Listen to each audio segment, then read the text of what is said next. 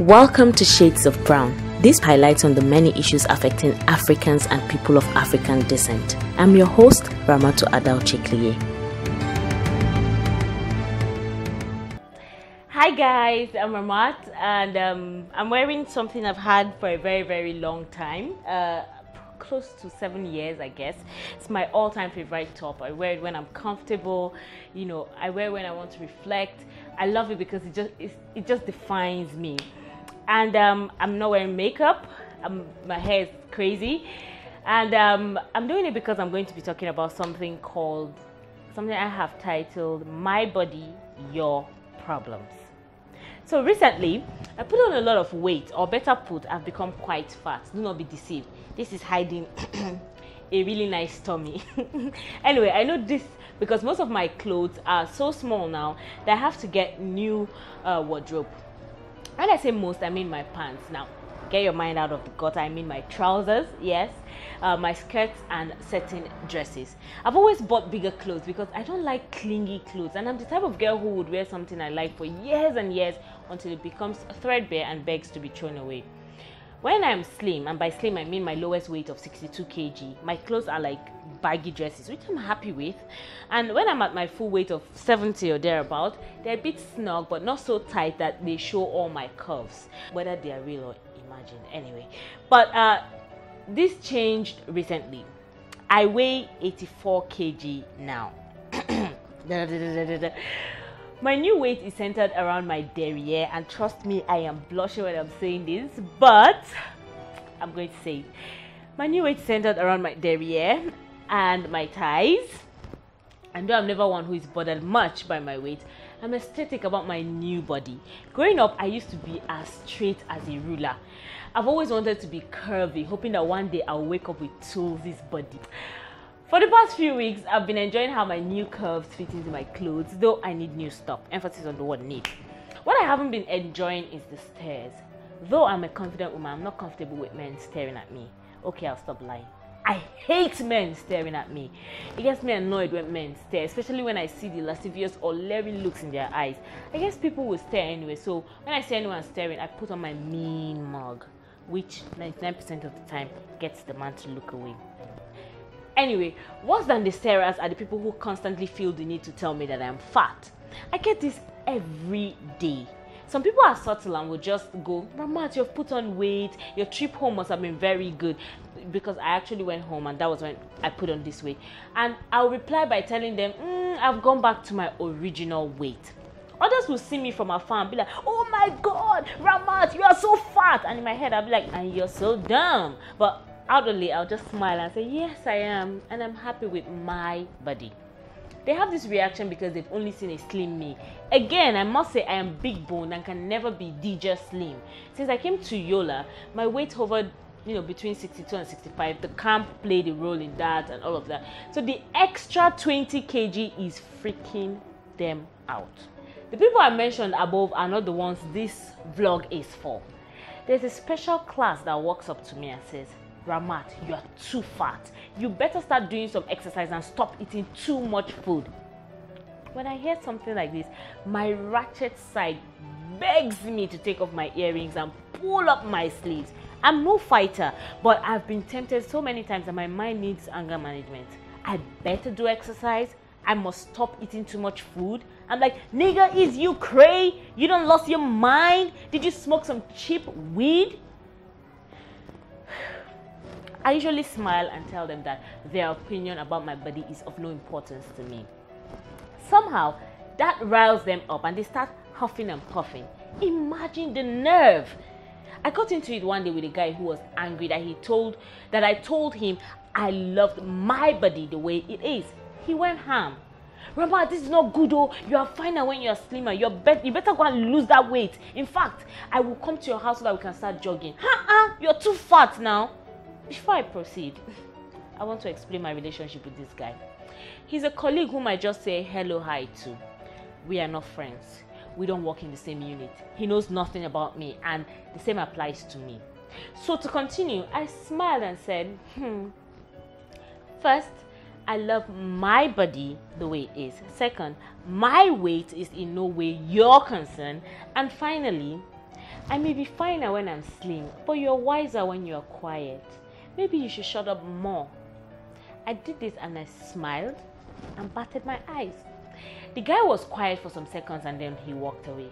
Only my close friends would have known that I was red hot mad. How dare he?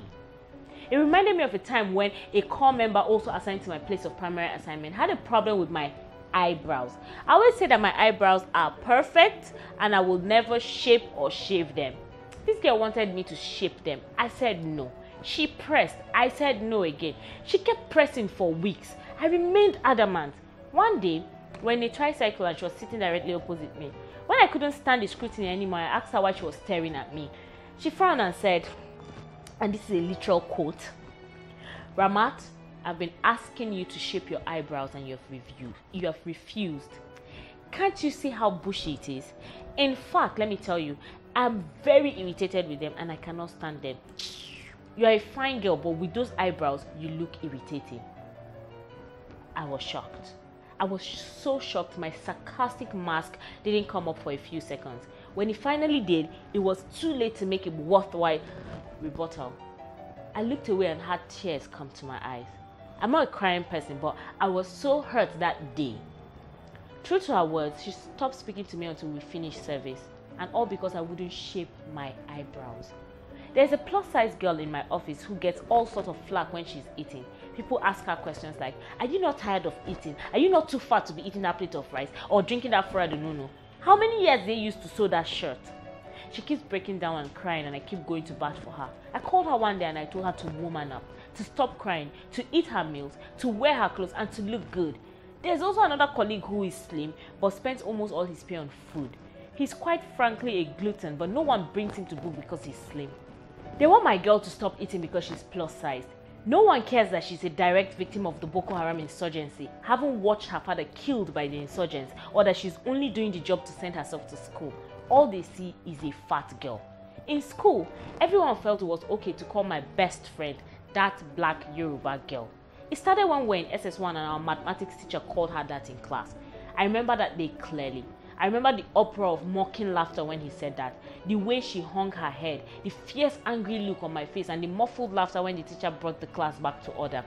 I didn't see a dark-skinned girl. I saw my friend, my best friend.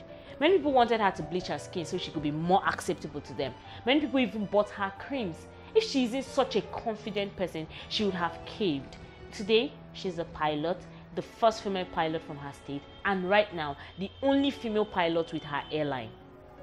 Even at that, when I share posts about her, people still say, "Oh, isn't she that black Yoruba girl?" People spend so much time attaching labels to other people's bodies that they cannot see beyond the labels. The labels could be a slight prick or feel like an arm forcefully pulled out of you. Fat, ugly, tar, charcoal or dirty black, albino, short, poor, lower class, and many such derogatory terms are commonly thrown out with no regard for the person. I'm not worried about that. I become mad when you want to force a person to fit into your description of what they should look like. Again, I ask, who the flying hell are you? How dare you? This then is my conclusion. Anyone who fixates on the physical attributes of a person so much so that they want to change them is shallow, jobless, has a low IQ, and is unable to reason. I stand unapologetic on that conclusion. Most times, a person's physical attributes cannot be changed, though cosmetic surgery might render that statement void. But how many people can afford cosmetic surgery? So forcing a person to lose confidence in their perceived flaws is evil and wicked. I may not be bothered by other people's opinions, but many people are. This has left lots of people with little or no confidence and self-worth, leading them to make decisions that go further to affirm their lack of these qualities. If you're one of such people, I will say this directly to you. My body is not your problem. The way I look is not your issue. My weight is not your business. My skin color has nothing to do with your ideals, and quite frankly, your perception of my beauty is definitely not my problem. The sooner you get that through your head, the better it will be for you. Thank you. And to my friends who have been brought down by other people's ideals of what you ought to look like, I want to tell you to be you. You're beautiful, awesome, desirable, glorious, and important just the way you are. If no one has told you this, hear this today as I say, I am proud of you.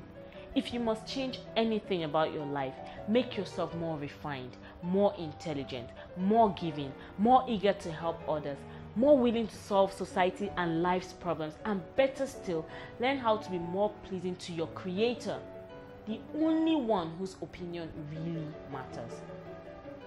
So raw, as Katy Perry sang. And when Kendrick Lamar said you don't need no makeup, like I have none right now. Or in your case, it might be no bleaching cream, no cosmetic surgery, no high heels, no clinging dresses, no flat tummy. You best believe him. I urge you to listen to J.Cole's Crooked Smile over and over and over again and jumpstart your confidence. You rock just the way you are. Bye. Thanks to T.S. Raphael for making this happen. Bye. That's all for this week. Subscribe to the channel for more of Shades of Brown. You can also subscribe to my YouTube channel at www.youtube.com/Ochekliye Ramatoada. I'm on Facebook at Ochekliye Ramatoada, on Twitter at Remimah, that is at RAMIMAH, and on Instagram at Miss_Remimah. You can also follow my blog at www.shadesofbrownnigeria.blogspot.com. For inquiries, mail me at ochekliyeramatoada@gmail.com or ramatoadaochekliye@yahoo.com. Talk to you next time. Bye.